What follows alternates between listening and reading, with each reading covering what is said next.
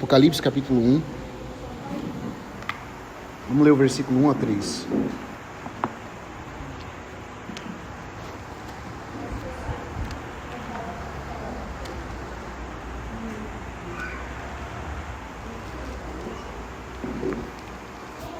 Apocalipse 1, versículo 1 a 3. Eu estou lendo a textual, mas às vezes eu vou pedir para os irmãos lerem em outra tradução, como a gente tem feito, porque às vezes a tradução da textual não segue muito fiel. Então, vamos ler juntos.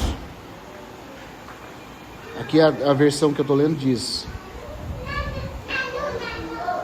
revelação de Jesus Cristo, que Deus lhe deu para manifestar aos seus escravos o que deve ocorrer em breve, e a declarou enviando-a por meio de seu anjo ao seu escravo João, o qual deu testemunho da palavra de Deus e do testemunho de Jesus Cristo, de tudo quanto viu. Vamos ler o 4 também. Bem-aventurado o que lê e os que ouvem as palavras da profecia e guardam as coisas nela escritas, porque o tempo está próximo. Amém.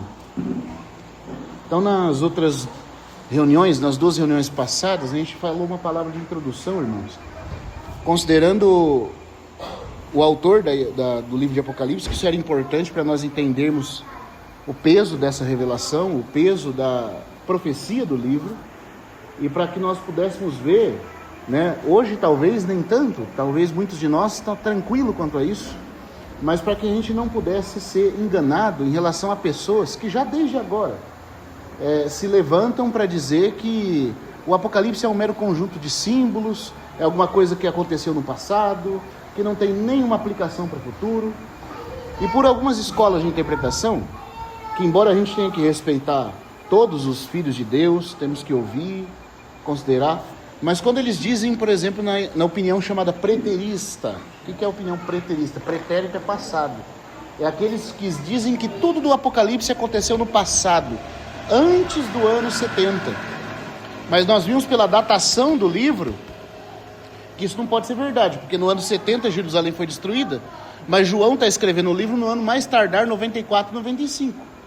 Então como é que ele ia falar de uma coisa que aconteceu com a profecia internamente falando, eu te mostrei as coisas que devem suceder depois, se essas coisas tinham acontecido no passado? Então não aconteceu no passado. João está falando da revelação das coisas que em breve irão acontecer.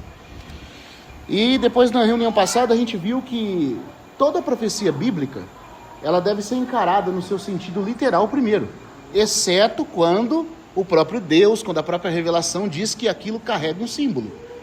Quando é símbolo, a Bíblia diz que é símbolo. E nesse sentido, então, irmãos, o Senhor dê graça para a gente avançar um pouquinho mais essa noite, nós vamos ver que o livro de Apocalipse quase não contém símbolos, como alguns acreditam. Há cerca aqui de mais ou menos 40 pontos simbólicos no livro todo. Mas existem muitos outros livros na Bíblia, como Cântico dos Cânticos, por exemplo, que cita muitas outras coisas que podem ser tomadas de forma alegórica e simbólica mais do que Apocalipse. E todos os símbolos, quando são citados, eles são explicados.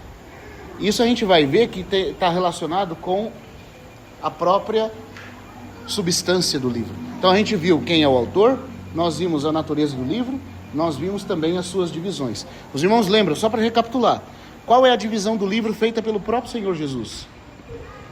Quando ele aparece glorificado, né, no capítulo 1, versículo 19 e 20, o que está escrito lá? Escreve as coisas que viste, as que estão sendo e as que hão de acontecer depois destas. Então, essa é a divisão que o livro tem. As coisas que viste corresponde ao quê?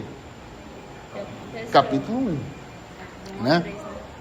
As coisas que estão sendo, do capítulo 2 e 3. E as coisas que vão suceder depois destas. Capítulo 4 até o final do livro. Tudo futuro. Então veja só, a maioria do Apocalipse é futura. Na verdade, a substância do livro de Apocalipse é uma profecia para o futuro. Então não é uma questão que aconteceu no passado, nós ainda estamos aguardando o cumprimento. E como o capítulo 4 fala que a voz do céu diz a João, eu te mostrarei as coisas que vão suceder depois. Então nós não temos como aplicar os selos, as trombetas e as taças como já tendo acontecido. Porque o próprio Espírito Santo, dando a visão a João, está dizendo, você vai ver as coisas futuras a partir daqui. Outra coisa que a gente viu na semana passada é que esse período do capítulo 4 para frente, ele se refere àquela última semana de Daniel. Porque os demais profetas falavam do tempo do fim. Mas era como, imagine, irmãos, você pegando um trailer de um filme. Vai sair um filme, você quer saber como vai ser produzido esse filme, você pega imagens pelo trailer. Mas você nunca assistiu esse filme. Por exemplo, vou dar um exemplo aqui, tá? Só para os irmãos entenderem. Quando saiu lá o filme do Homem-Aranha, ou dos Vingadores, ou qualquer outro filme, super-herói, a pessoa fica eufórica para assistir, geralmente ela vai ver o trailer. Mas no trailer você tem uma sequência de cenas que não necessariamente estão ocorrendo em ordem. Ele mostra uma cena aqui, depois ele volta lá atrás, depois ele vai lá na frente. As profecias do Antigo Testamento falavam de um tempo final. E a maioria delas, depois do período de Daniel, é bom os irmãos prestar atenção nesse fato, depois de Daniel para frente, a maioria delas focou nesse tempo chamado de tempo do fim, que são os últimos 7 anos da nossa era. Só que quando Daniel fala do tempo do fim, ele não coloca em ordem cronológica as coisas que vão acontecer. Por exemplo, se você abrir no capítulo 11, vamos olhar lá um pouquinho isso aqui, vamos lá no capítulo 11 de Daniel. Daniel capítulo 11.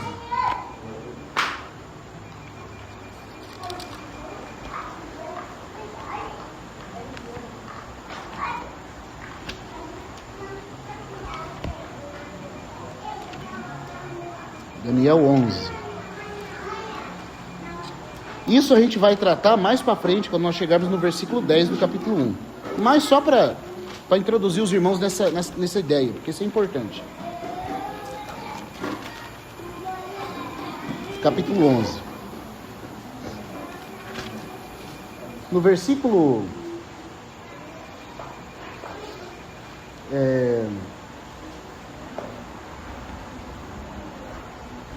Vamos ler o 32.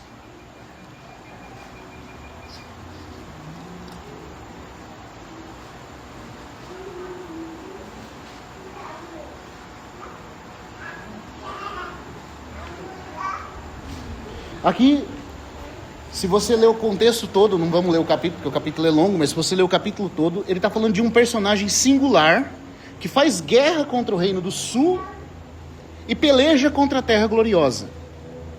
Nenhum erudito de peso duvida que esse personagem aqui é o anticristo. Porque mais para frente no versículo vai dizer que ele vai estabelecer a abominação desoladora. Então está se falando do anticristo. Do capítulo 11, do versículo 32, está se falando desse personagem final, desse inimigo que vai surgir no tempo do fim. Aí no 32 fala assim, e aqueles ímpios violadores do pacto os induzirá na apostasia. Ele está falando do povo judeu, que vai apostatar da fé dos pais, recebendo o anticristo como se fosse Cristo. Aos violadores do pacto, o pacto que era com Yahvé, eles não receberam o Senhor Jesus, Deus encarnado. O Senhor falou, eu vim em nome de meu Pai, vós não me recebestes. Outro virá em seu próprio nome, e a este vocês receberão. Outro virá. Então o anticristo vai apanhar aqueles que rejeitaram o Cristo. E por isso que ele fala, aos violadores do pacto, os induzirá. O sujeito oculto aqui, os, é esse personagem, o anticristo. Os induzirá na apostasia, por meio de adulações, né, porque ele vai ser enganador. Porém o povo que conhece o seu Elohim, se esforçará e atuará. E aí continua, e os sábios do povo farão com que muitos compreendam, ainda que por alguns dias cairão por causa da espada, das chamas, do cativeiro e do saqueio. Porém, em sua queda serão ajudados com um socorro pequeno, pelo qual muitos se juntarão a eles com pretextos enganosos. Aqui está falando do que o povo judeu vai sofrer debaixo desse engano desse anticristo. Agora, olha o versículo... Oi? 36 agora. Aquele rei, pois, fará a sua vontade, e se ensoberbecerá, e se engrandecerá sobre todos os deuses. É isso que Paulo fala para os Tessalonicenses, dizendo que ele vai se engrandecer acima de tudo que se chama Deus, objeto de culto. E contra o Deus dos deuses proferirá coisas espantosas e prosperará até que seja consumada a ira. Seja consumada a ira, porque o decreto se cumprirá. Do Elohá, do Deus único, dos seus pais não fará caso, nem do desejo das mulheres. Aqui não está dizendo que ele não terá desejo por mulheres. Alguns irmãos pensam que o anticristo vai ser homossexual, porque ele lê esse versículo de forma errada. Aqui não está falando que ele não vai ter desejo de mulheres. Ele não vai respeitar o desejo das mulheres, está escrito. Aqui está falando nem do Deus preferido das mulheres. O Deus preferido, porque a ideia é do Deus Tamuz, que na verdade, depois do paganismo exacerbado no meio do Oriente, irmãos, foi camuflado na adoração do feminino. Isso significa que esse anticristo não respeitará o cordão pagão mais profundo do paganismo, que é a adoração a Deus, a mãe. Por isso ele vai destruir a igreja católica, que centraliza Maria como uma divindade. Para explicar a relação de Tamuz com Maria demora um tempo, não vamos fazer isso agora, mas mais para frente a gente faz. Só estou querendo mostrar que ele está falando de um tempo onde esse rei Nico vai estar agindo, certo? É um tempo. É dito que ele vai agir, vai prosperar, vai fazer todas as coisas conforme ele quer, até que a ira se consume.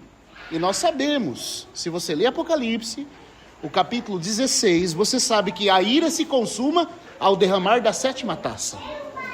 Quando o anjo derrama a 7ª taça, que vem depois de 7 trombetas, que vem depois de 7 selos, uma voz sai do trono e diz: feito está, consumado está a cólera de Deus, a ira de Deus, os julgamentos de Deus. Então, até que vem esse período, esse prosperará, o anticristo prosperará. Está dando para entender, irmãos? Está dando para acompanhar? Mas é um tempo que ele está fazendo isso. Aí o versículo 38.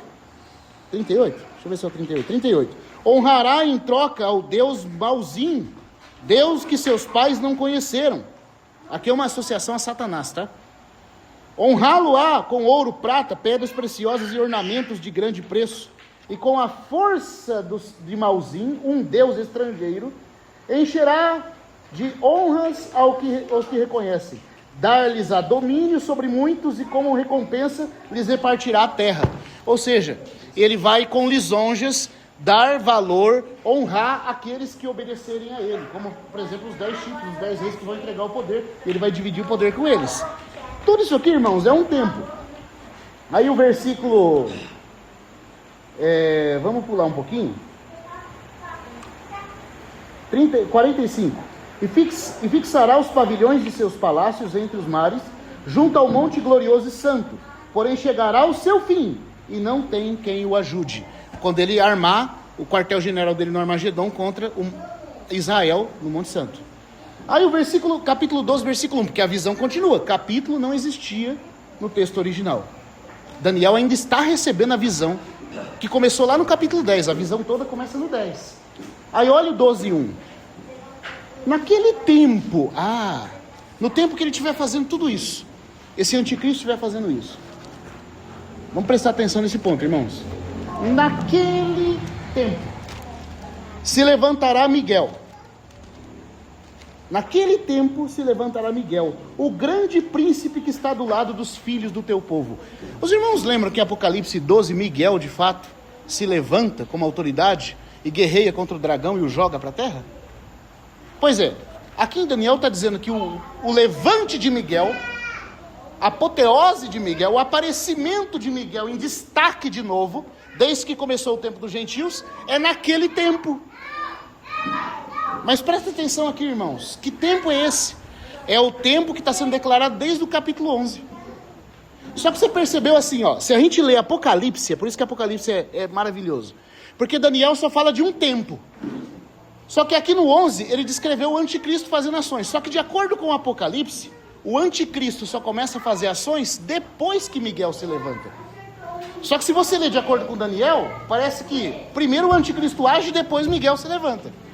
Você está entendendo? Porque a ordem de Daniel é um anacronismo. Daniel vai lá na frente, depois volta lá atrás. Ele não dá dentro do tempo, o tempo do fim, este tempo que está falando aqui no 12:1, Daniel não dá a ordem sequencial dos fatos, ele só fala daquele tempo, aquele período chamado tempo do fim. Naquele tempo o anticristo vai perseguir, naquele tempo ele vai prosperar, naquele tempo ele vai enganar o povo santo, naquele tempo ele vai honrar com lisonjas os que cedem a ele, naquele tempo Miguel também se levantará. Só que Daniel não colocou em ordem isso. Quando você vai em Apocalipse, você vê que primeiro o dragão se levanta, depois a besta surge. Mas em Daniel não, ele fez como um trailer de filme, porque a revelação dada no Antigo Testamento, em relação a esse período chamado tempo do fim, não era cronológica. Eles tocavam nos pontos dentro do período, mas não davam a ordem exata. É por isso que Apocalipse é tão maravilhoso, porque Apocalipse é Deus dando uma revelação, detalhando as coisas que ficou faltando em Daniel e nos demais profetas, inclusive na ordem certa que elas devem ser lidas e observadas. Está dando para entender, irmãos? Isso é importante para a gente saber. Por isso que, aí vamos lá para Apocalipse 1 de novo. Eu só dei esse exemplo em Daniel aqui bem curtinho, tá? Só para a gente ilustrar. Tem muitos outros lugares na Bíblia onde isso acontece dessa forma. Então vamos voltar para Apocalipse 1. A primeira palavra que aparece aqui, revelação. Então eu só queria dizer uma coisa para os irmãos. Por isso que as pessoas têm dificuldade de entender o Apocalipse, porque não respeitam a natureza do livro. O livro não é uma confusão. O livro é uma revelação. O livro não é para confundir e para impedir de entender. O livro é para ser fácil de ser entendido. Porque essa palavra revelação é a palavra que no grego está presente. Apocalipsis. Do prefixo apo e calipso. Que significa apo como tirar. E calipso de mostrar o que está além daquilo que foi tirado o véu. Então, essa palavra grega, ela é usada, por exemplo, em 1 Coríntios capítulo 14, versículo 26. Algum irmão pode ler? 1 Coríntios 14, versículo 26. É a mesma palavra que é usada aqui. Quando Paulo cita lá, falando dos dons que operam na igreja, falando de coisas que devem acontecer para provar que Deus está no meio de nós. 1 Coríntios 14, 26. Pois bem, irmãos, o que fazer então? Quando vocês se reunirem, um cantará, o outro ensinará, o outro revelará, e falará em línguas e o outro interpretará. Esse verbo revelará, essa palavra revelará é a mesma palavra que é Apocalipse em grego. Significa, na verdade, se a gente for traduzir ao pé da letra, descobrirá o véu, tirará o véu, mostrando que está encoberto. A ideia é que tem segredos escondidos no coração de alguém, mas o Espírito Santo penetra nesse segredo e torna conhecido para todo mundo que só a pessoa e Deus sabe. Isso é um apocalipse. É o retirar de um véu, de uma coisa que ninguém tem acesso a não ser que Deus revele. Assim, irmãos, olha que coisa impressionante. O Apocalipse contém profecias que, a não ser que Deus revelasse, ninguém saberia. Daniel não saberia, Moisés não saberia, Isaías não saberia. Eles não saberiam o complemento de tudo isso. Eles não saberiam a ordem que essas coisas aconteceriam. Eles haviam falado desses fatos. Mas se você pegasse assim, Daniel, o que vai acontecer primeiro? Neste tempo que você está falando no 11 aí, você falou que vai ter um rei que vai perseguir o povo santo, vai enganar com lisonjas, que Miguel vai se levantar. Mas como que é isso aí? Daniel ia ter que falar para você, nem eu sei. Porque quando eu perguntei para o anjo me disse, vai Daniel, porque o rolo está selado até o tempo do fim. Mas o Apocalipse não é um rolo selado. Não é um livro que não te deixa ver. Ele é a revelação. Então, irmãos, isso é muito importante. Deixa eu falar uma coisa. O Senhor Jesus às vezes falava para esconder coisas. Por exemplo, nas parábolas de Mateus 13, por causa que o povo judeu se endureceu, ele escondeu em 7 parábolas as questões dos mistérios do reino. Né? Em Daniel disse que selaria, não falou nem quantos selos fizeram. Exatamente. Aparece até os selos. Quantos selos são? Depois que esses selos contêm trombetas e que essas trombetas desenvolvem taças. Esse é o tempo do fim que Daniel não pôde falar, irmãos. E ele não tinha a ordem, como o Antônio bem lembrou, nem a quantidade de selos não foi mostrada. Agora em Apocalipse, João vai dar os detalhes. Então, irmãos, isso é lindo. É uma revelação.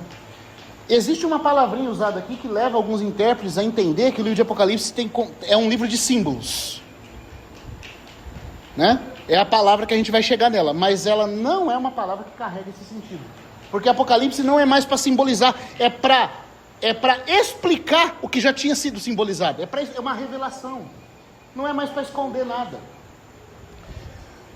Os judeus têm a revelação escondida deles porque rejeitaram Jesus. E Paulo vai dizer em 2 Coríntios 3 que até hoje, quando é lido Moisés, o véu está posto sobre eles.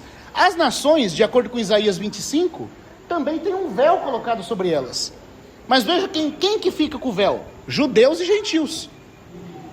Não é para os cristãos terem véu. Então, de acordo com o conceito de Deus, essa revelação aqui não deve ser difícil para nós, irmãos. Qualquer pessoa que fala que o Apocalipse é muito difícil, primeiro, isso indica que ela talvez não tenha apreço por uma coisa tão importante, irmãos, e que diz respeito a nós, para nós vivermos no tempo do fim de uma forma que Deus possa alcançar um coração que corresponde à expectativa da sua vinda, porque a profecia é dada para isso. Então, se o cristão acha isso aqui difícil, meu Deus do céu, o mundo vai achar difícil, porque tem um véu sobre as nações. Os judeus vai achar difícil, porque eles também não creem em Jesus, mas nós não. É um livro de revelação, então isso é maravilhoso. Não é para complicar, não é para esconder, é para mostrar. Agora, outro detalhe, é a revelação, né, do quê? De Jesus Cristo. De Jesus Cristo. Essa expressão de Jesus Cristo é um genitivo. O genitivo, ele tem 16 aplicações. O que é um genitivo? É aquela construção dentro de uma frase que dá para você saber. Se, por exemplo, eu falo assim, o copo...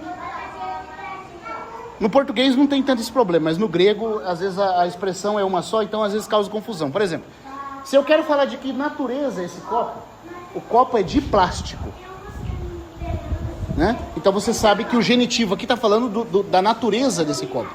O genitivo é para falar de natureza, origem, pertencimento, tudo isso são genitivos.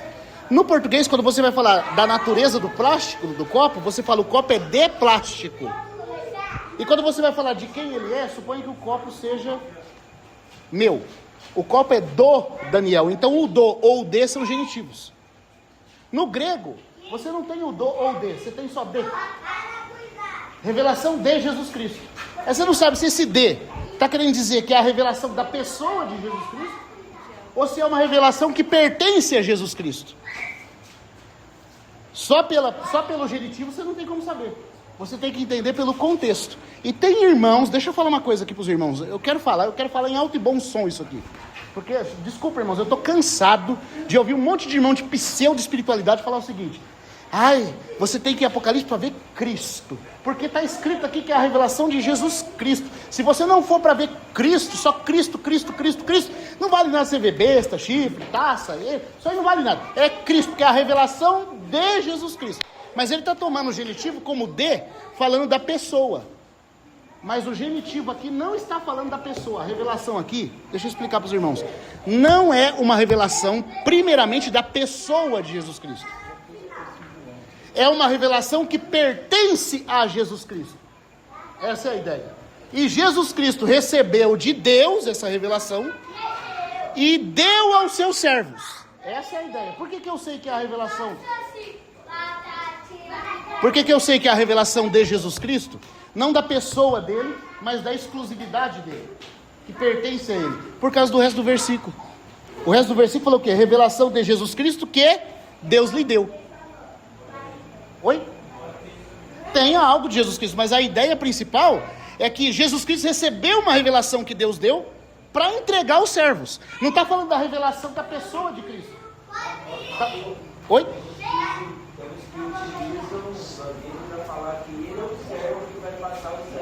Exato. Exato.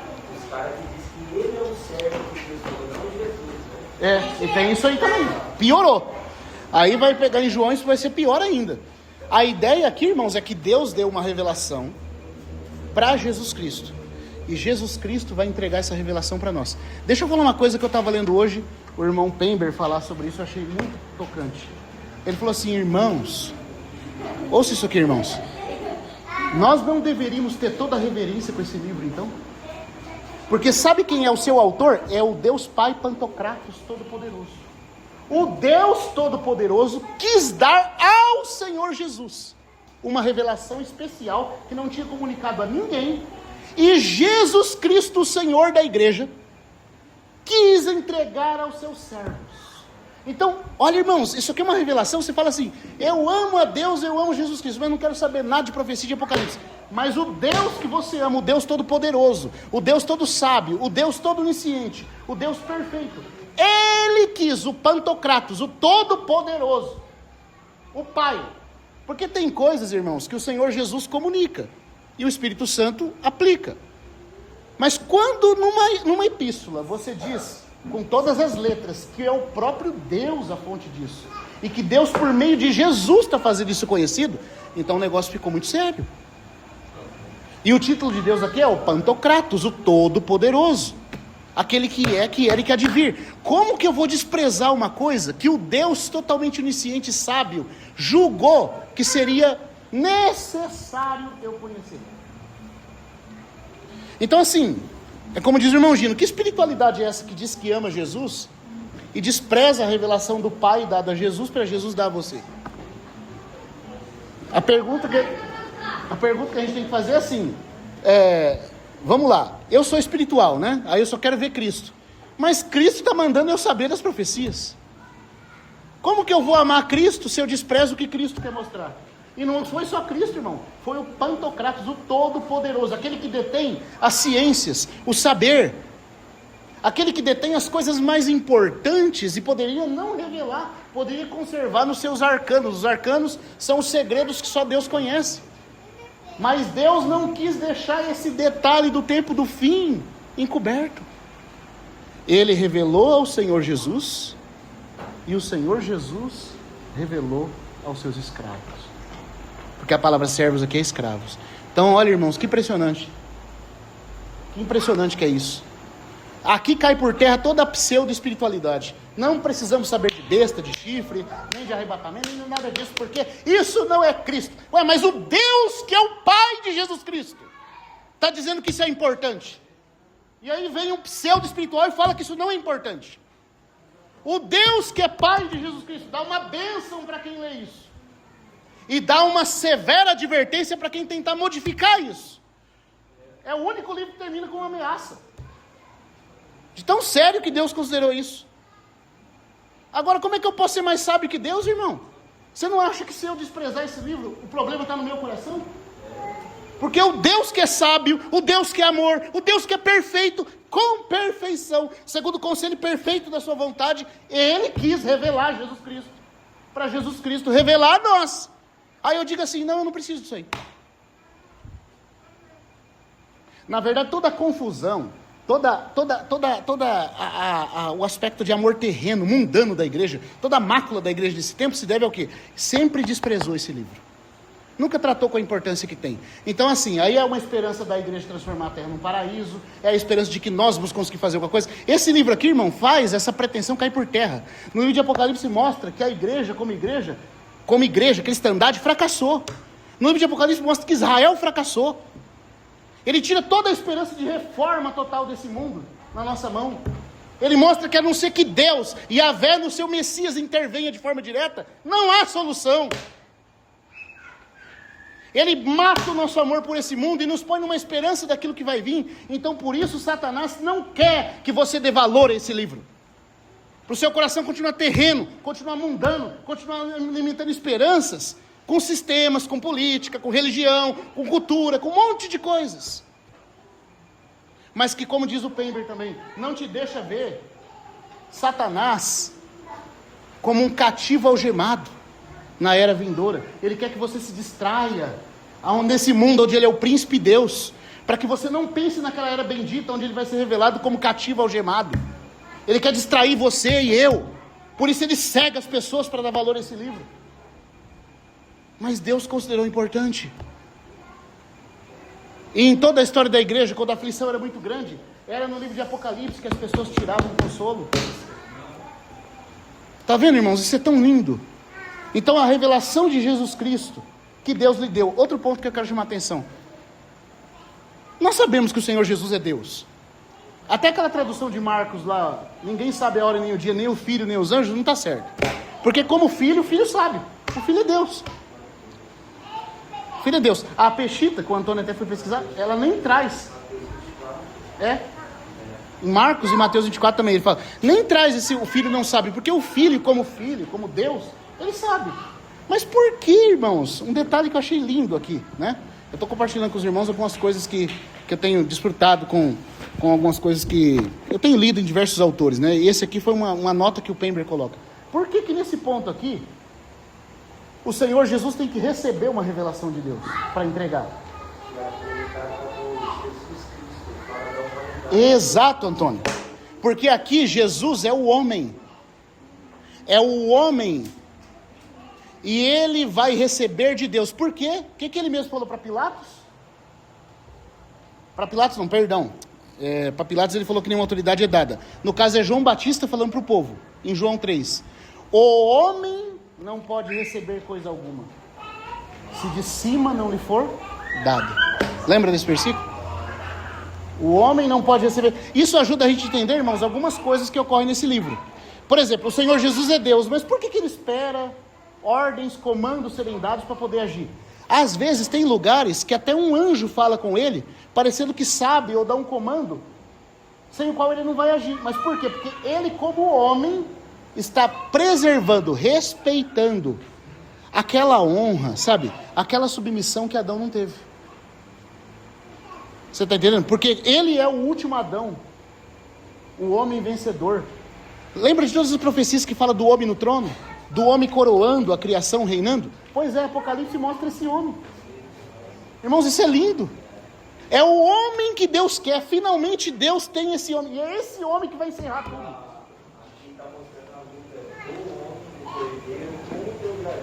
A batalha final da criatura contra a criatura.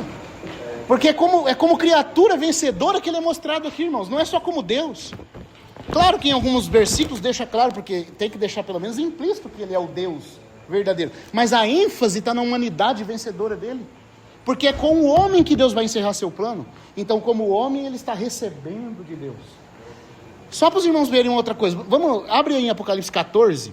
Versículo 14 e 16. Vamos ver um outro exemplo. Aqui diz que ele recebeu de Deus para mostrar aos seus servos. Porque o homem não pode receber coisa alguma se de cima não lhe for dado. E é como o homem que ele está recebendo, como o Antônio lembrou. Agora um outro detalhe. Não só de Deus de forma direta ele recebe, mas ele como homem perfeito, ele aceita, irmãos, ser auxiliado, ser ministrado pelos anjos. Não é que o anjo tem mais autoridade que ele, sabe mais do que ele, mas ele é aquele homem que em tudo tem honra, submissão e beleza. Então, quando aparece no capítulo 14, olha que interessante essa cena do capítulo 14, só para ilustrar para os irmãos mesmo um detalhe. 14, versículo 14, até o 16. Alguém quer ler?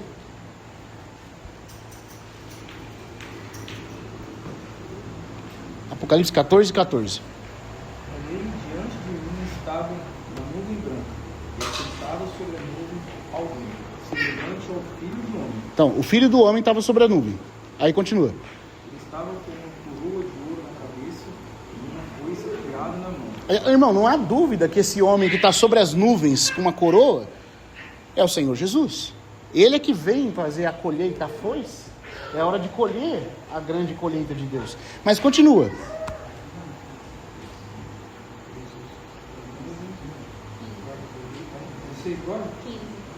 Então saiu do santuário um outro anjo. Ó, pode ir. E brandou em alta voz aquele que estava sentado sobre a nuvem. Tomou a sua foice. Toma a tua foice. Toma a sua foice e sua faca e a colheita.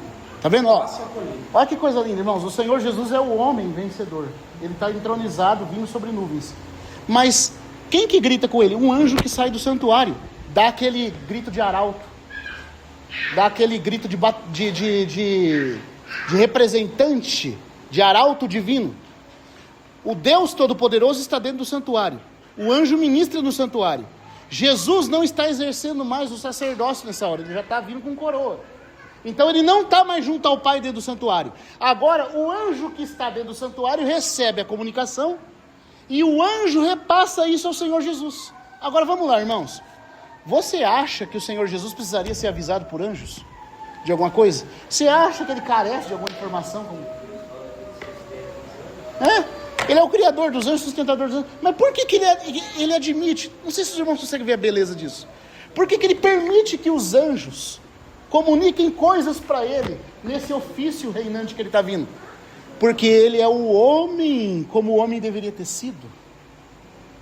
Então ele vem e um anjo grita: chegou a hora, Senhor. Assim como na terra, no tempo da sua obediência, ele foi servido por anjos. Ele foi fortalecido no jardim do Getsêmani por um anjo.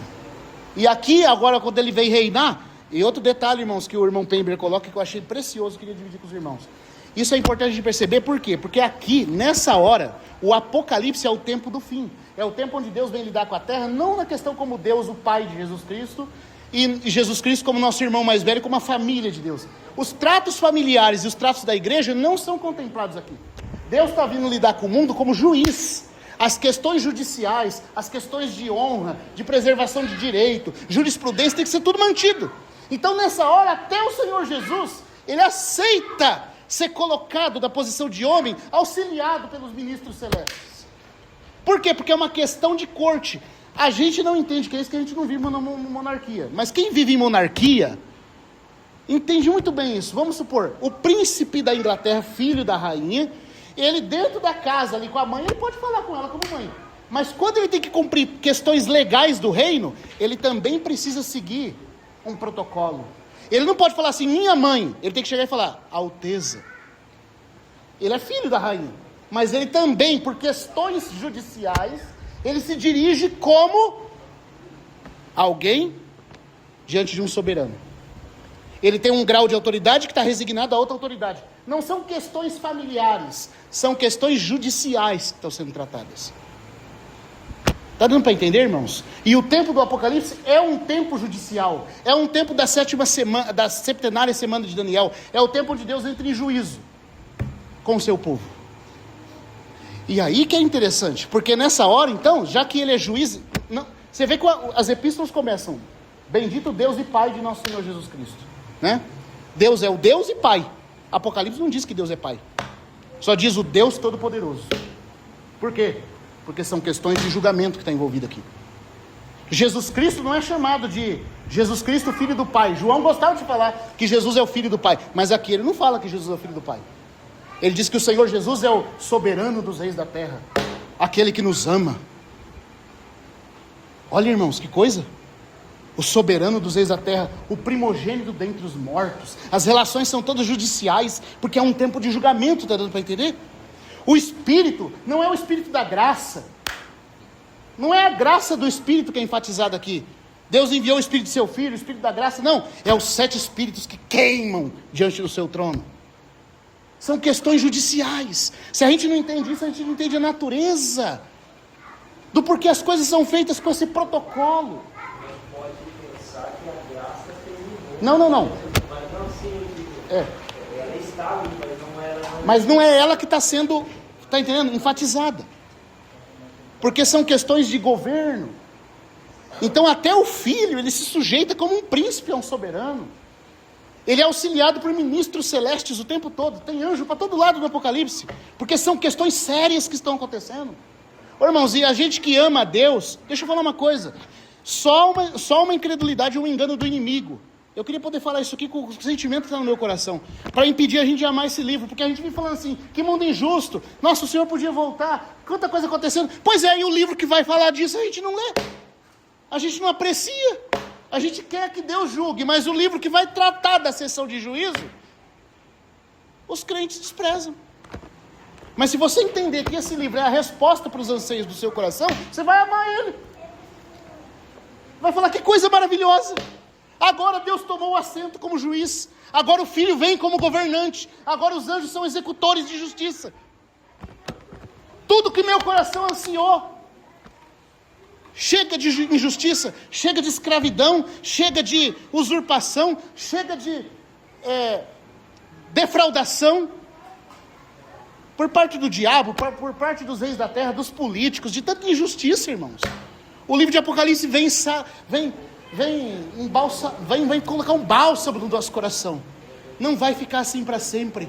Um dia Deus vai ser juiz, o Filho vai ser o príncipe governante, os anjos vão executar tudo que está adiado.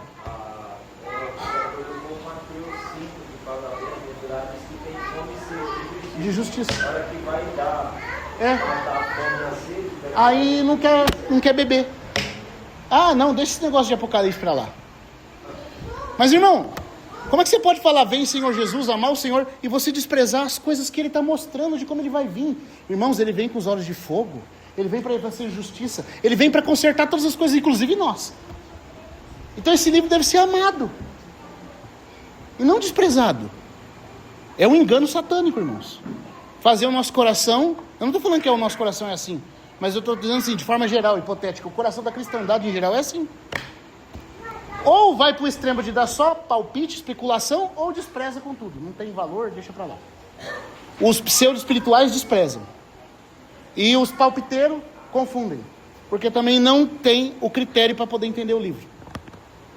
Mas nós não. Nós fomos remidos pelo Senhor Jesus com o seu sangue. Ele nos comprou com o sangue e nos fez seus escravos, está escrito. Nós fomos comprados por preço, então o livro é para nós.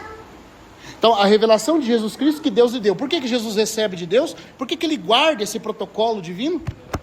Porque ele está como o Adão vencedor, o último Adão, o homem verdadeiro que Deus quer, naquela posição que Deus quer o homem. Então, ele recebe de Deus para dar aos seus escravos. Né? Aí, o que está escrito aí? Ó? Continuando, revelação de Jesus Cristo que Deus lhe deu para manifestar a seus escravos, né? Aos seus escravos. Então, veja só. Outra coisa, as epístolas falam assim: graça e paz da parte de Deus, nosso Pai. Nós somos filhos de Deus nas epístolas. Aqui, porque a relação é com governo, com julgamento, com galardão e disciplina, não é contemplada a questão dos filhos. Nós sempre vamos ser filhos. Mas não é desse jeito que Deus está tratando os seus aqui. Porque é uma questão, irmão, solene. A gente tem que entender coisas solenes. Até numa casa onde há uma família, um pai, uma mãe, existem coisas que o pai tem que tratar como o governante da casa. Existem coisas que o pai tem que falar para o filho, não é para fazer. Aqui esse assunto está encerrado. E o filho vai ter que conhecer que aquele pai que é amor, que o ama, naquele ponto é o cabeça, o que administra. Então aqui também a questão não é tanto a filiação dos salvos, mas é a posição deles no reino. Dentro da esfera do reino, nós somos comprados como escravos do Senhor Jesus. E bendita escravidão.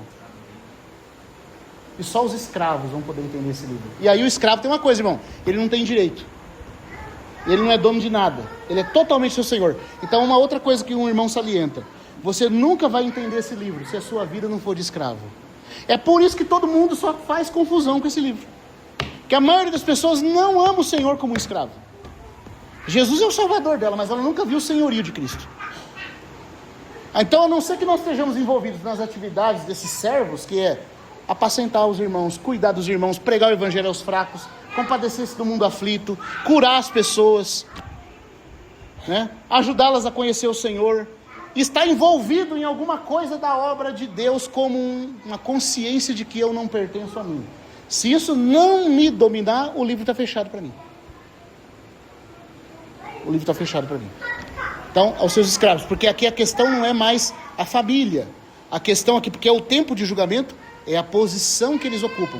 O irmão Otimani, por exemplo, ele falou o seguinte: se você quiser estudar o Evangelho de Mateus, você precisa fazer uma divisão muito clara. Repare uma coisa.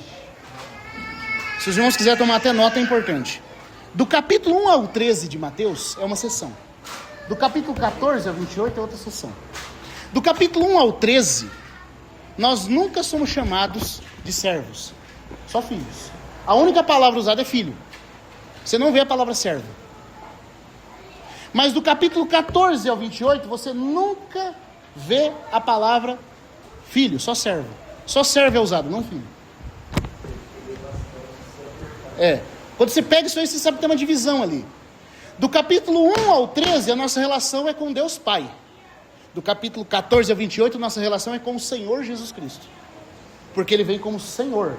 Por isso é que nessa sessão, que Ele fala dos serviços, Ele fala, por exemplo, do apostolado, Ele fala, por exemplo, das parábolas, do talento, das minas, das virgens, e ali tudo tem a ver com glória, com reino e com serviço. Tem a ver com as questões da igreja no reino, porque ali a nossa relação, apesar de sermos filhos, é na posição de servo. E como o Senhor, Ele vem exigir o que Ele nos confiou. E comigo está o meu galardão para dar a cada um. Ali não tem a questão de filho. O filho é dádiva. O filho é graça. Mas galardão, irmão, tem a ver com a sua conduta, com a sua obra. Então, do capítulo 14 ao 28, é só servo. E quem aparece não é mais o Pai, é o Senhor Jesus. Agora, do capítulo 1 ao 13, é o Pai. E a palavra usada é só filho, não servo. Porque com o Pai você não lidar como Senhor, mas sim como Pai, você é filho. Está dando para entender? Então, aqui no Apocalipse é a mesma coisa, é os escravos. Por que é salientada a questão dos escravos? Porque, irmãos, é uma questão solene. São questões de protocolo de governo. O pai, o bendito pai, assim como o rei é pai, o rei da corte é um pai, mas quando ele tem que tratar com questões parlamentares, as questões do parlamento europeu, onde as pessoas discutem as ideias políticas, as coisas da nobreza, ele não vai ali ficar conversando com o príncipe como se fosse um filho. Ele vai chamá-lo de primeiro-ministro, de Sua Alteza o Príncipe, porque é uma questão de governo. Então o Apocalipse é a mesma coisa, né? Assim a gente entende a natureza do livro, né? Outro detalhe, para mostrar aos seus escravos, agora aqui a gente tem que se deter um pouquinho, porque a tradução bíblica aqui faz toda a diferença. Ó, como é que está? Alguém quer ler na sua versão como é que está escrito? Revelação de Jesus Cristo que enviou para mostrar aos seus servos. Aos seus servos, tá? Da onde eu parei, onde eu continuo? Que em breve há de acontecer. As coisas que em breve há de acontecer. Tem alguma tradução diferente? Os acontecimentos que ocorrerão em breve. Mas qual é o problema dessa tradução? As coisas que em breve devem acontecer, irmão, João está tendo essa visão aqui no ano 94, 95 depois de Cristo. Quanto tempo faz que isso aconteceu? No mínimo 1900 anos mais ou menos, quase. Faz 1900 anos que ele teve essa visão. Só que aqui fala assim, as coisas, como a tradução fala aqui, em breve deve acontecer. Quando você fala em breve isso vai acontecer, é que não vai demorar muito. Mas não, já faz quase 2000 anos. Aí você fala assim, não, mas é porque aqui é os dias de Deus lá de Pedro. Não, irmão, o dia de Pedro é dia simbólico. O Apocalipse não é o ocultamento de símbolo, é a revelação. Sabe como é que é a tradução? Eu estava olhando no grego, deixa eu ler para os irmãos. E eu queria, irmãos, por favor, que a gente pusesse toda a atenção nisso aqui. Porque a não tradução correta faz uma perda que você não tem ideia. No grego, eu vou tentar ler a palavra e depois explicar para os irmãos as palavras em si. Tá? No grego está escrito assim, ó. Deixa eu ver aqui como é que está escrito, ó. De genestai entakei. De genestai entakei. O en é uma preposição no grego. E o takei.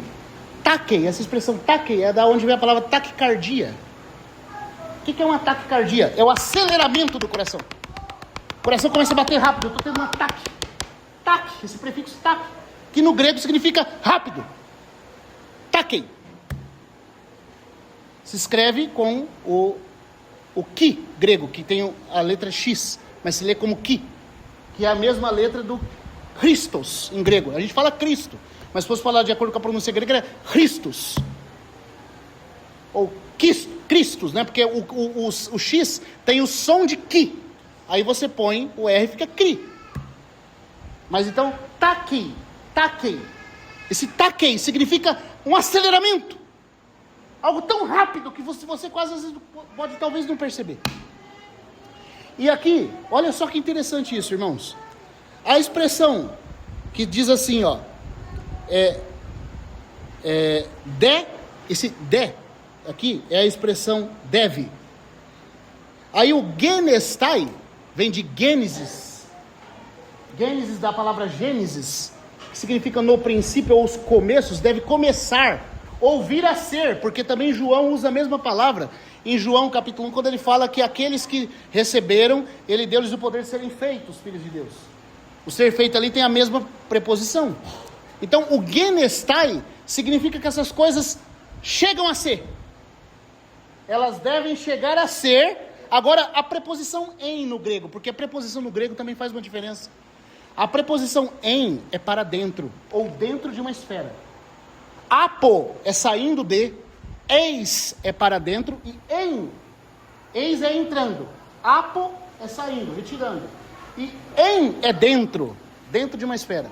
Então o que João está escrevendo aqui, se a gente for traduzir ao pé da letra, é: estas coisas, quando começarem a acontecer, porque Gênesis é começo, acontecimento, irão acontecer dentro de um takei.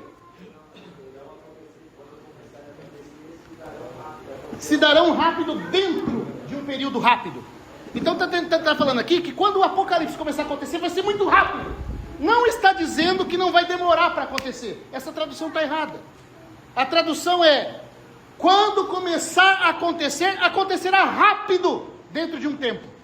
E que tempo que é esse, irmãos? O tempo do fim. A última semana de Daniel. Todo o Apocalipse tem só 7 anos para acontecer. E até que chega os 7 anos, nada dele, do que é futuro, do capítulo 4 para frente, terá acontecido.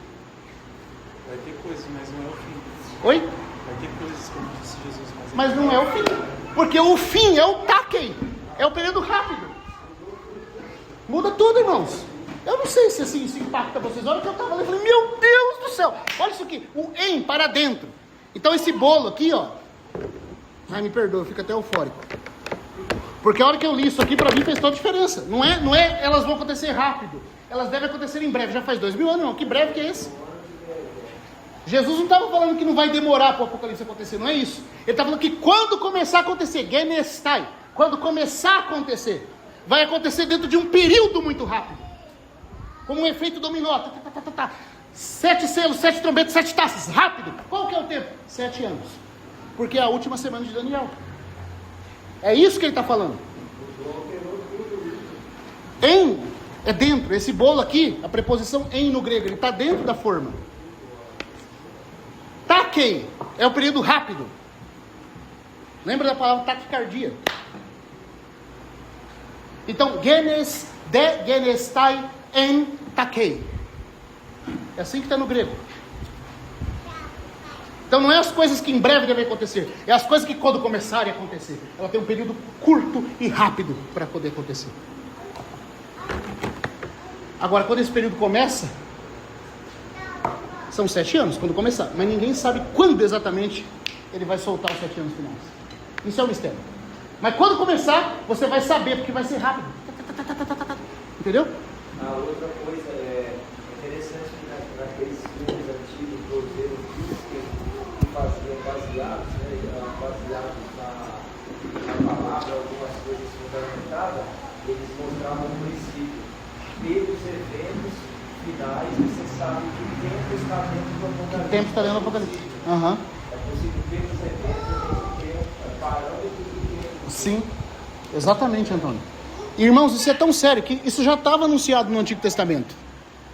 Tem uma palavrinha, esse takei aqui, esse tempo rápido, onde Deus vai... Sabe por que é rápido? Eu vi também, eu queria compartilhar isso com os irmãos.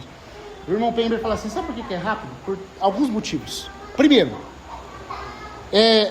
deve ser rápido, porque é o período do tempo do fim. O tempo do fim não dura mais de 7 anos. Por isso que quando começar a acontecer tem que ser rápido.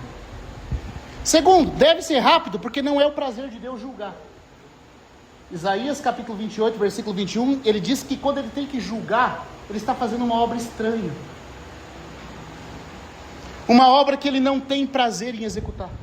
Porque o prazer dele está na misericórdia. Então, para que ele não tenha que assolar e quase ninguém da humanidade sobreviver, ou praticamente ninguém, ele faz rápido o julgamento. Porque não é onde reside o seu prazer. Algum irmão pode ler esse versículo, Isaías 28, versículo 21? Embora seja uma sessão de julgamento, a gente tenha que amar o Senhor em tudo que Ele faz, irmãos, mas até mesmo Ele diz assim, olha, eu vou ter que fazer uma obra estranha em Jerusalém. E a ideia ali é de que Deus sente algo que não lhe dá um contentamento, é algo que Ele acha, não precisava ser assim. Não é o seu prazer. A iniquidade Ele visita até a 4ª geração, mas a misericórdia Ele estende até 1000 gerações. Porque o prazer dele é a graça. É só quando não tem mais como tolerar, Ele intervém com juízo. Mas até o juízo Ele faz rápido. Porque Isaías 28, 21, que diz aí, eu vou realizar aquela obra estranha. Uma obra que, do que diz respeito ao prazer do seu coração, Ele não se deleita nela. Por isso que como aquele cântico que a gente canta é tão lindo, né? E quando o tempo se passar, está falando do Apocalipse, os reinos todos vão ruir. Ingratos homens, aqueles do 6º selo, vão clamar, ó, venham montes nos cobrir. Parece que acabou, né? Parece que Deus não está nem aí para a humanidade mais. Porém, o amor de Deus perdura, mesmo em tristeza e dor. É tempo de juízo, mas o amor nunca vai deixar de querer salvar. E até o juízo vai ser rápido. E agora a gente consegue entender porque que Jesus fala, se aqueles dias não fossem abreviados, é breve o período daquele dia. É breve. Porque quando começar a acontecer, vai acontecer rápido. Porque se não fosse só durante 7 anos, irmãos, ninguém escaparia. É insuportável até para aquele que é poupado do juízo.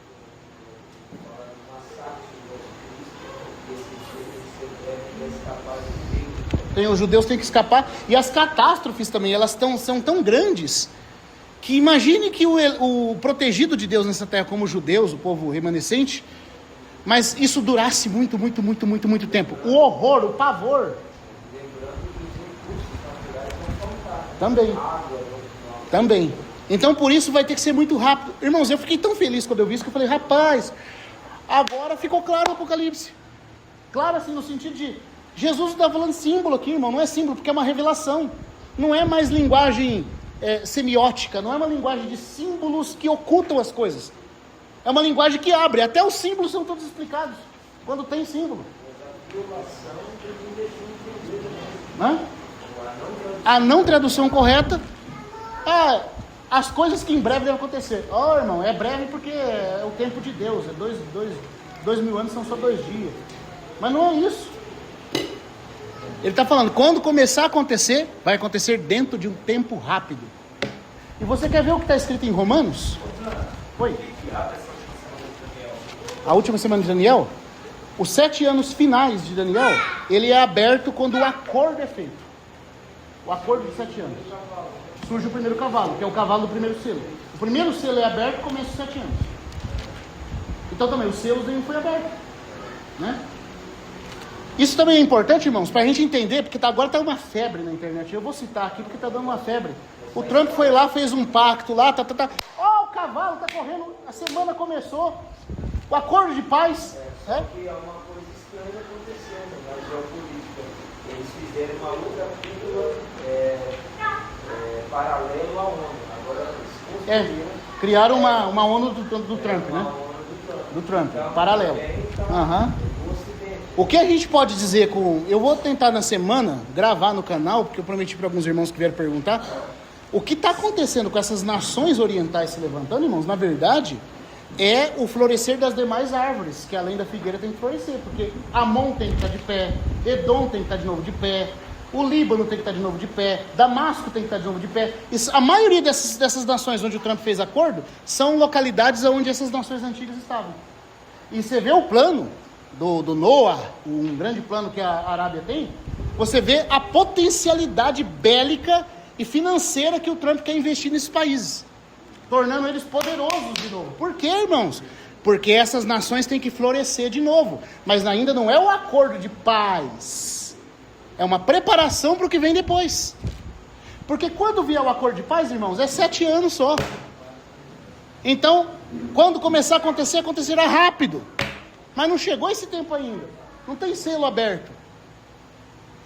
Deu para entender? Então, algum irmão que abriu em Isaías 28, 21, pode ler? Isaías 28, 21, e depois nós vamos para Romanos 9. Yahvé servirá como imperador, espreguiçar-se-á como um vale de leão, para fazer sua obra estranha. Tá vendo? Para fazer, Isso. Não, tô só confirmando. para fazer sua tarefa, sua insólita tarefa. Tá vendo? Ele vai fazer a sua obra estranha quando ele se levantar. Aqui Aqui está tá- falando ainda para realizar um ato incomum. O ato incomum. Não é uma coisa que Deus faz com harmonia, com prazer no coração. Ele nunca quer tratar o homem com castigo. Por isso ele considera a sua obra estranha. E ele abrevia essa obra. Ele encurta o tempo da sua duração. Irmãos, isso também é maravilhoso, porque aqui, mesmo nessa questão de julgamento, a gente vê o amor do Senhor. Que na ira ele se lembra da misericórdia, como diz Abacuque. Né? Agora, Romanos 9, vamos pegar lá em Romanos para a gente ver uma palavra que Paulo fala, porque Paulo vai citar Isaías, e essa citação que Paulo faz de Isaías, de acordo com a Septuaginta, mostra, irmãos, que Deus já tinha falado dos profetas que quando ele fosse fazer sua obra, ela ia ser rápida, ela não ia demorar. Só que sem a interpretação do Espírito Santo por meio de Paulo, não tem como saber que período que é esse. Agora Paulo coloca, e João vem e dá a revelação completa, que esse tempo é 7 anos, que esse tempo é o dia do Senhor, que esse tempo é o Apocalipse, esse é o conteúdo do Apocalipse de Jesus Cristo. Capítulo 9, versículo 28 de Romanos.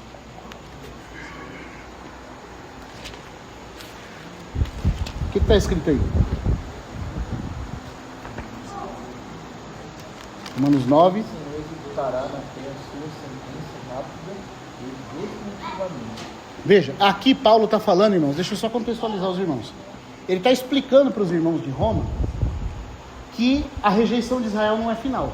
Que sempre vai haver um remanescente no meio do povo de Deus. E aí, irmãos, olha, puxa vida. É por isso que o irmão Gino, quando começava a falar um versículo, ele ia até a madrugada dentro, né? Porque é tanta coisa para contextualizar e explicar, irmãos, é tanto fiozinho. Uma palavrinha que o apóstolo coloca quer dizer tanta coisa. Ó, no capítulo 10, ele está mostrando assim, que Deus não fracassou do seu propósito com Israel. Que apesar de todo Israel não ter crido, sempre vai haver um remanescente que creu nesse sistema da graça. E aí ele fala o seguinte, ele diz assim no versículo, eu falei para ler o 28, mas antes do 28, ele fala assim, ó, no capítulo 10, capítulo 9 de Romanos, né, nos dois capítulos, tanto no 10 como no 9, mas no 9 que a gente está lendo aí, ele vai dizer assim no versículo 20 e 22, não, plenitude é no 11, que vai ser a conclusão de tudo, né, mas no 9, 22 ele fala assim, ó, e que se Deus querendo, perdão, onde que eu estou aqui, Jesus? É no 9, 22, é 9, 22, isso mesmo, Romanos 9, 22, e que se Deus, querendo mostrar a ira e fazer notório o seu poder, tolerou com muita paciência vasos de ira dispostos para a destruição, e para fazer notória a riqueza da sua glória, em vasos de misericórdia que preparou de antemão para a glória, os quais também chamou a nós, não só dentre os judeus, senão também dentre os gentios, como também em Oséias diz. Aí Paulo começa, irmãos, validar o argumento dele de que Deus sempre vai ter um grupo de judeus que creu e também de gentios. Ele começa a embasar isso nos profetas. Mas lembra uma coisa, quando Paulo está falando isso aqui, o Messias já tinha vindo. E Jesus já tinha sido rejeitado. Na cabeça dos irmãos romanos, que estão vendo a rejeição de Jesus, Paulo terminou o capítulo 8 falando assim, ó, nada vai nos afastar do amor de Deus que está em Cristo. Então parece assim, o plano de Deus é infalível. Mas a pergunta que fica é, mas e os judeus? Por que eles não creram então? Não era plano de Deus salvá-los? Alguém poderia contestar Paulo nesse sentido, tá entendendo? Então, para provar que o fato dos judeus não terem crido não anulou o propósito salvador de Deus, Paulo começa a fazer várias citações dos profetas. E aí ele vai argumentar da seguinte forma. Primeiro, nem todo judeu de sangue era judeu de coração, era crente, de verdade. Então o fato de que eles não creram, não anulou a salvação, porque aqueles que tinham coração creram. E são remanescentes. E até esses que ficaram incrédulos, não ficarão assim para sempre. Porque por amor a esse remanescente, que crê no meio deles e que continua até hoje, depois de Jesus ter vindo, e vai ficar até o tempo do fim, Deus vai fazer uma obra de reenxertar a nação incrédula. E para poder validar isso aqui, Paulo começa a citar vários profetas. Só que é aí que eu quero contextualizar os irmãos. Ele começa a citar Oséias. Ele, isso já estava lá em Oséias, viu? Se você tivesse lido Oséias, já tinha falado. Aí ele fala assim, chamarei povo ao que não era meu povo. Quem é esse que não era povo e agora é povo? Nós, né? Os gentios da igreja que creram.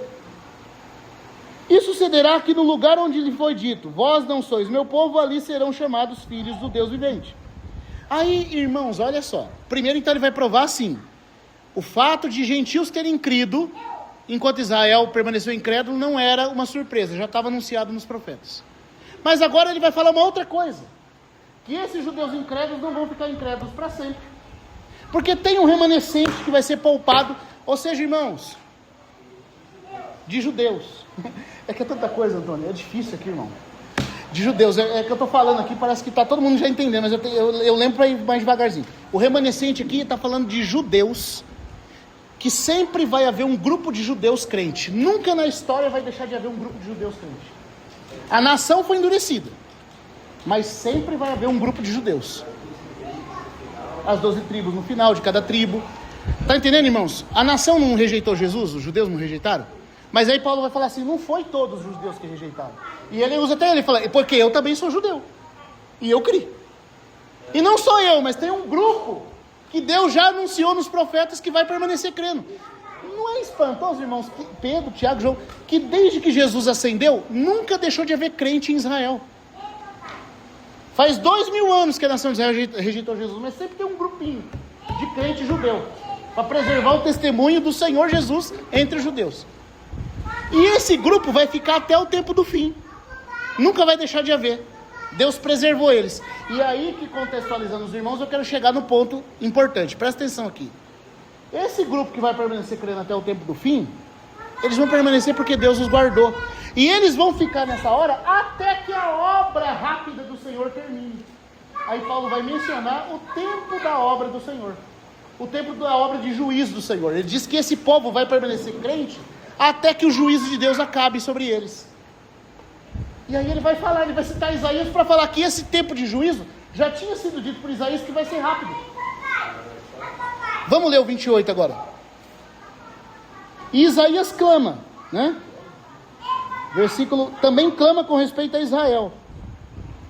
Se o número dos filhos de Israel fosse como a areia do mar, o remanescente será salvo. Ou seja, o grande povo endureceu, mas tem um remanescente que preservou-se salvo. Aí agora o 28. Esse remanescente salvo vai permanecer, irmãos, como crentes salvos entre os judeus, até que a obra rápida do Senhor termine. Mas o ponto que eu quero chamar a atenção aqui é, Paulo citando Isaías, ele disse que a obra do Senhor seria feita rápida sobre a terra. Essa obra de juízo, quando viesse, não demoraria. É por isso que fazendo sentença rápida. Essa sentença rápida que Isaías está falando é o Apocalipse. É a septenária semana. É o tempo do fim. E é de uma vez por todas. Porque depois, Deus não vai julgar mais essa terra. Está dando para entender? Olha quanta coisa está no versículo. Olha quanta coisa está no versículo. Eu sei, irmãos, parece às vezes muito... mas eu não estou entendendo. Está dando para entender isso, irmãos? O apóstolo está dizendo que Deus disse que quando ele começasse a fazer sua obra de julgamento, ela ia durar pouco. E seria de uma vez. Não teria outra. Está alinhado com Daniel 9. Isso. Aqueles juízos finais. E está alinhado com o Apocalipse. Porque quando começarem a acontecer essas coisas, ocorrerão em taquei, dentro de um tempo breve. Deu para entender? Então, porque cumprindo plenamente, sem demora, o Senhor executará sua palavra sobre a terra. Aqui diz assim essa tradução. A tradução do Pember coloca assim: o Senhor cumprirá completamente sua obra na terra com rapidez e brevidade. O Senhor cumprirá completamente a sua obra sobre a terra, com rapidez e de forma breve. Quanto tempo é esse tempo de brevidade? 7 anos. Os 7 anos que é Apocalipse definitivo. É a última semana de Daniel, que é o capítulo 4 ao 19, irmãos, de Apocalipse. Vamos lá em Isaías para a gente pegar a citação de onde Paulo está falando. Isaías 10, porque Paulo está citando Isaías. Ô irmão, isso, olha, eu vou falar para os irmãos. Se esses intérpretes do Apocalipse respeitassem isso, o livro não seria difícil. O livro ficaria fácil. Se isso fosse observado, o livro ficaria fácil. Mas não sei, sabe, talvez eu não sei se é falta de coração, se é a dificuldade da tradução, ou se é as duas coisas somadas junto. As pessoas não conseguem ver. Aí o livro fica, mas peraí, é breve, é devagar, é símbolo, é literal, e vira uma confusão. Mas agora você já sabe. O que é o Apocalipse? É a revelação da vinda do Senhor, do tempo da sua parousia, que se estende durante 7 anos em juízo com esse mundo. Isso vai durar do capítulo 4 ao 19 de Apocalipse. E o que vai acontecer em ordem cronológica? Selos, trombetas e taças. E no final disso, o Senhor Jesus é entronizado sobre a terra como rei. Se une à noiva. É o que nós estamos esperando. Né? E não ficou difícil. Agora a gente consegue entender. Aqui está falando disso. Quando começar a acontecer, começará rápido. Agora deixa eu dizer uma coisa aqui, com todo respeito, com todo carinho, tá? Por exemplo, o irmão Delcio, ele já tinha observado essa palavra taque. Tem até uns vídeos dele onde ele já fala dessa palavra. E aí, ele diz o seguinte, que você já reparou que parece que os dias estão passando mais rápido? Aí ele dá a entender, então, que esse taque tem influência, que o Senhor estava abreviando o tempo. Só que tem um detalhe aqui, com todo respeito, respeitando o irmão Delcio, mas se a gente for observar o que está escrito, a gente vai entender melhor o negócio. Aqui não está falando que quando tivesse para começar o Apocalipse, os dias iam passar rápido. Está falando que quando o Apocalipse começasse, o tempo do Apocalipse seria rápido. E o tempo do Apocalipse começa na septenária semana, e não antes. Então... Ele termina rápido porque é só 7 anos. É só 7 anos. Mas não tem nada que a velocidade... Do tempo não vai ser diferente. É 24 horas, só que o evento acontece rápido. Poderia ser em longa escala, mas vai ser só 7 anos. Então não é a ideia de que Deus faz o cronômetro do seu relógio passar mais rápido, ou faz o movimento de translação da Terra no Sol passar mais rápido também. Não é isso. Aqui está falando que quando começar o Apocalipse, ele vai acontecer rápido. É isso. Deu para entender, irmãos? Então não aconteceu ainda, tá? Tá chegando. É muito claro, né? Acho que é muito claro para a gente. Agora, só para contextualizar, porque Paulo está citando isso lá de Isaías 10, né? E se a gente for lá para Isaías 10, eu já falei para os irmãos abrir aí.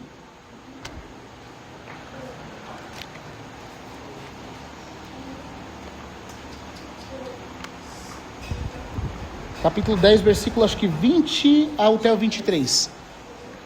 A citação está no 22, mas vamos ler do 20 ao 23, para a gente pegar a ideia que o profeta vem falando.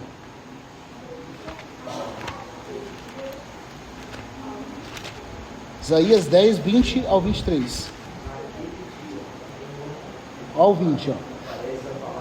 Naquele dia, que é o dia de Jeová, e o dia de Jeová é os 7 anos finais. Naquele dia, o remanescente de Israel, de novo o remanescente, o grupo poupado, e os sobreviventes da casa de Jacó, não se apoiarão mais em seu agressor. Quem que é o agressor deles na profecia? O anticristo. Porque eles vão confiar nele. Rejeitaram Jesus e vão acreditar que o anticristo é o Messias. Mas naquele dia, naquele período, eles vão descobrir a verdade. Não se apoiarão mais no seu agressor, senão que em verdade se apoiarão em Yahvé, o Santo de Israel. Um remanescente voltará, será poupado. Um remanescente de Jacó voltará ao guerreiro divino. Se o número, aí a citação que Paulo faz, se o número dos filhos de Israel é como a areia do mar, o remanescente é que será poupado. Aí o 23, que é a citação lá de Romanos. Porque Adonai executa com prontidão. Aqui a pessoal traduziu prontidão. Alguém tem outra tradução? Adonai executa, realiza o quê? Destruição decretada contra todos os países. Como é que está na sua versão?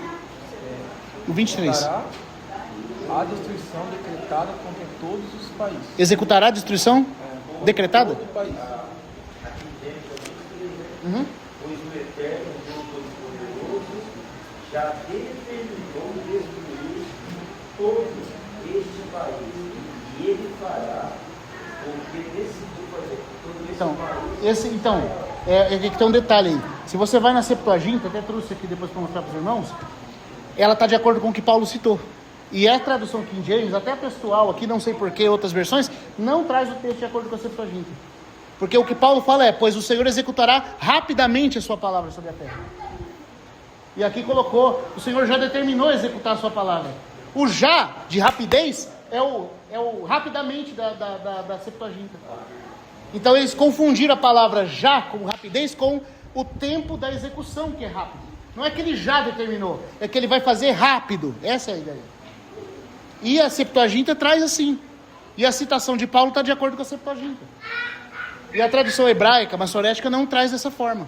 Então, Paulo citando Isaías, ele diz que esse tempo do juízo de Deus vai ser breve. Rápido e breve. E de uma vez. E aí na tradução do Antônio põe no país, né?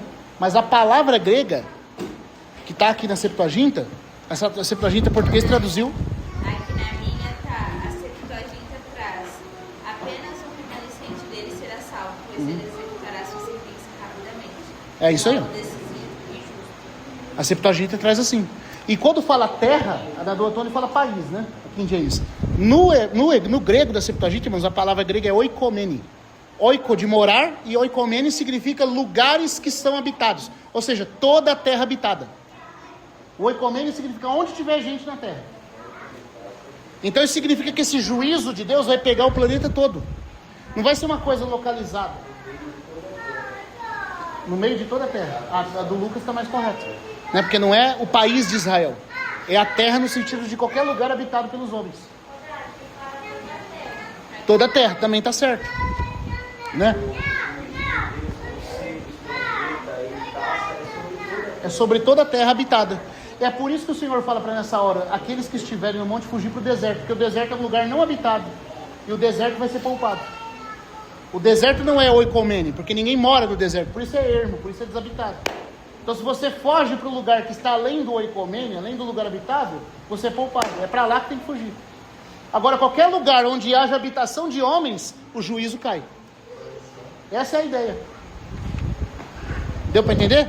É a hora da aprovação que há de vir sobre o mundo inteiro habitado para experimentar os que habitam sobre a terra. Então, aonde tiver lugar para pessoas morarem, essa obra do Senhor vai ser executada. Mas o deserto é um lugar onde não tem gente morando. De Apocalipse, exatamente. Exatamente. Aham. Aham. Sim. É qualquer lugar inóspito, não habitado, como um deserto de areia, como um lugar onde não dá para os homens morarem. Ali é um lugar de refúgio. Qualquer lugar onde não dê para as pessoas fazerem morada está fora do oikomene, está fora de um lugar habitado. Mas a Isaías fala, onde houver oikomene, a execução da palavra de Deus vai correr rápido para poder ser executada. Então, é isso, irmãos, a revelação de Jesus Cristo. Vamos voltar lá em Apocalipse? Eu acho que eu vou parar por aqui, para não estender muito, né? Porque é muita coisa para falar, mas eu acho que se a gente conseguir captar isso aqui, parar agora e a gente avançar depois, tá de bom tamanho, né? Capítulo de Apocalipse, vamos lá, voltar lá, capítulo 1.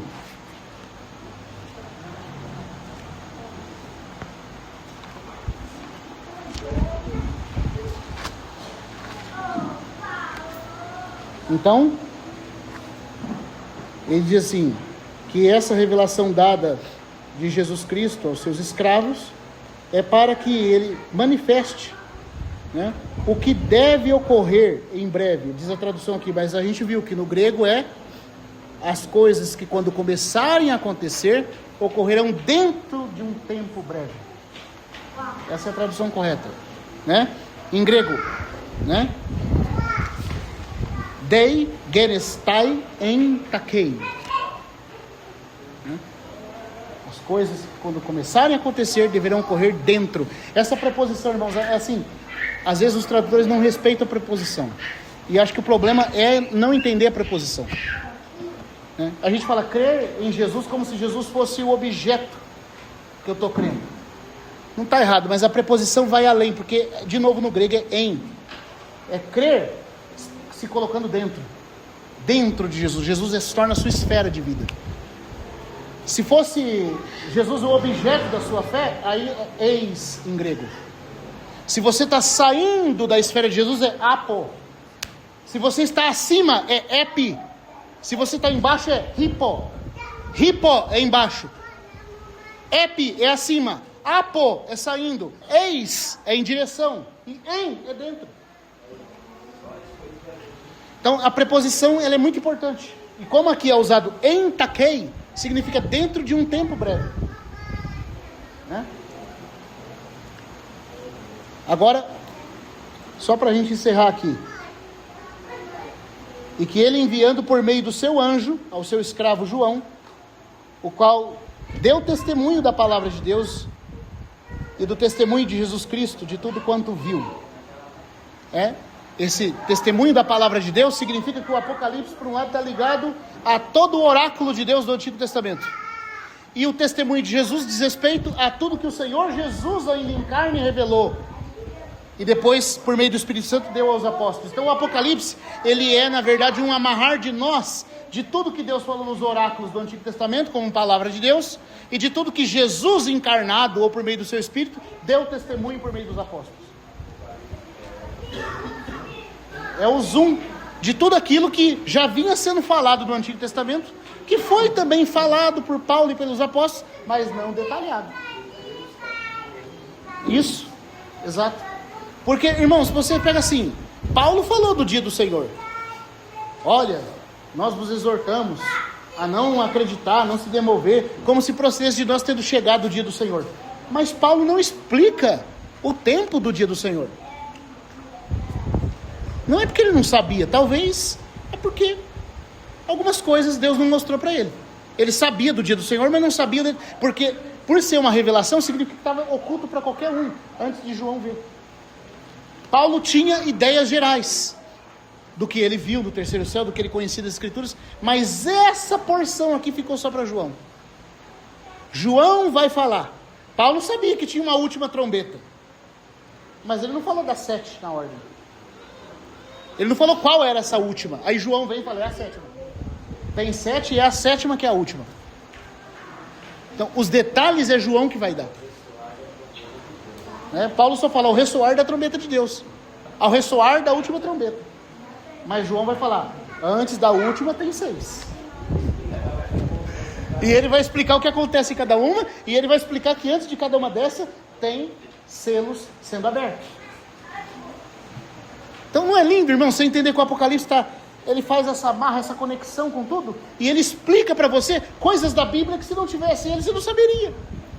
E não é só na questão de não saber, você não saberia como se preparar e o que Deus espera de você para esse tempo. João, aquelas peças que ficavam meio espalhadas, João falou, não, essa aqui na verdade é aqui, ó. E essa aqui, ó, esse tempo do fim que Daniel falou ali, tem o Inico perseguindo, tem Miguel se levantando, mas na verdade o Miguel levanta primeiro, o Inico vem depois. É João que vai colocar as peças na ordem. Para quê? Para que nós amemos a vinda do Senhor. Para que o nosso coração que deseja justiça seja saciado. Para que eu espere o tempo em que Deus vai colocar todas as coisas em ordem, irmãos. Isso é o Apocalipse. É o Yom Yehová. É o dia de Jeová. É um dia, como diz o irmão Nathan West, é um dia cujo o período noturno é diurno. E o período diurno é noturno. Porque ele fala isso. Ele diz assim, será um dia singular. Haverá treva no meio do dia, e no meio da treva resplandecerá a luz. Esse é o tempo que a gente está aguardando. Amém? Deu para a gente acompanhar? Deu para ajudar a entender, irmãos, essas coisas? Então na próxima reunião a gente vai falar isso aí, ó. Como é que a gente lê esse texto, né? Não é as coisas que em breve devem acontecer, é as coisas que quando começarem a acontecer. ocorrerão dentro de um tempo breve. Essa é a tradução. Isso é o conteúdo do Apocalipse. Amém?